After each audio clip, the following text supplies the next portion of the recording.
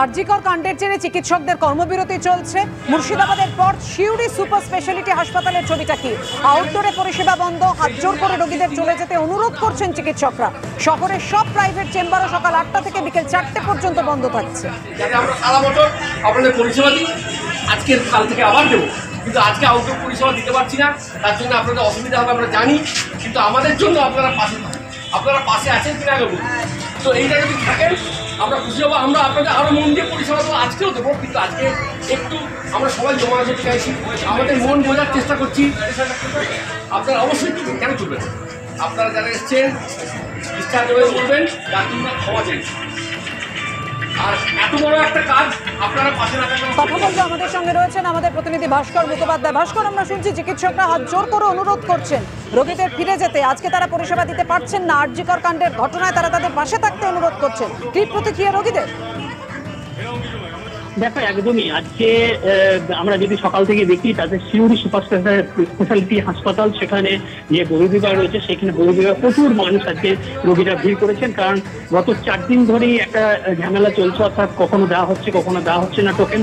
কিন্তু আজকে যখন রোগীরা ওখানে দাঁড়িয়েছিলেন তখনই ডাক্তারবাবুরা আসেন এবং তাদেরকে হাত জোর করেন যে আজকে আপনারা চলে যান, আজকে আমরা কোনো পরিষেবা দিতে পারবো না, কারণ আজকে যে আজকে করে যে ঘটনা ঘটেছে সেই ঘটনার প্রতিবাদেই কিন্তু আমরা ঠিক করেছি যে আজকে কোনো রকম কোনো পরিষেবা দেবো না। এমনকি যে প্রাইভেট যেখানে ডাক্তাররা দেখেন অর্থাৎ হাসপাতালের বাইরে, সেগুলো সকাল 8টা থেকে বিকাল 4টে পর্যন্ত বন্ধ রাখা হবে। এবং রোগীদের বক্তব্য হচ্ছে যে এটা খুব দুর্ভাগ্যজনক ঘটনা, কারণ দূর দূর থেকে প্রান্ত থেকে লোকজন আসছেন এবং তাদের দেখানোর দিন আছে, ডাক্তাররা আজকে দেখবেন, তার জন্য তারা এখানে এসেছেন। প্রচুর ছোট ছোট বাচ্চা রয়েছে যাদের অবস্থা অনেক খারাপ, তাদের যদি পরিষেবা তারা যদি না পায় তাহলে তারা এখন কোথায় যাবে, এবং এটাই হচ্ছে তাদের বক্তব্য। ধন্যবাদ।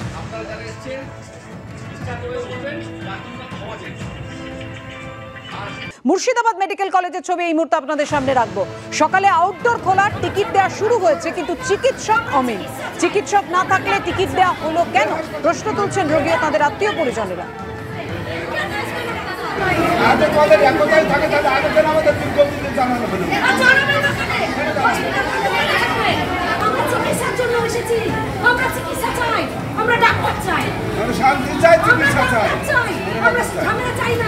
এটাই মুর্শিদাবাদ মেডিকেল কলেজ হাসপাতালের ওপিডি ব্লকের একতলা। এই মুহূর্তে ওপিডি ব্লকে প্রায় 3 ধরনে কিন্তু জায়গা নেই, প্রচুর মানুষজন তারা টিকিট কেটে এসে দাঁড়িয়ে রয়েছেন, কিন্তু কোনো রুমেই কিন্তু কোনো ডাক্তার নেই। এবং এই চিকিৎসকদের এই যে আন্দোলনের ফলে সাধারণ মানুষ কিন্তু একেবারে হয়রান হচ্ছেন। তারা ওপিডি ব্লকের বিভিন্ন জায়গায় বসে রয়েছেন, কিন্তু কোনো চিকিৎসক নেই।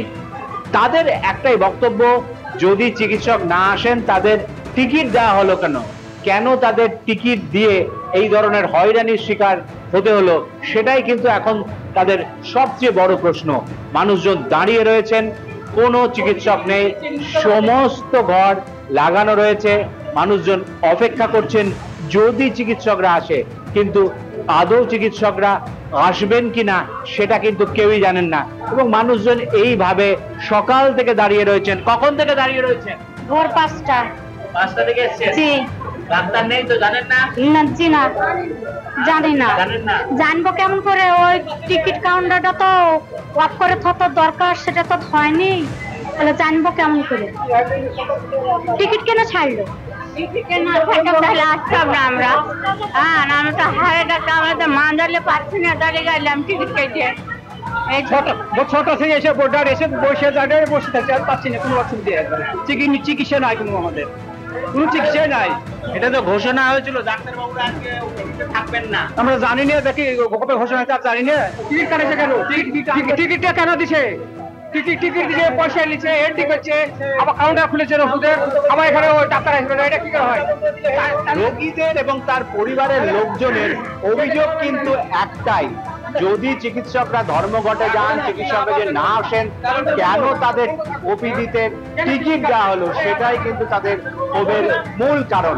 ক্যামেরায় আশিস বাগদির সঙ্গে রাজীব চৌধুরী, এবিএন মুর্শিদাবাদ।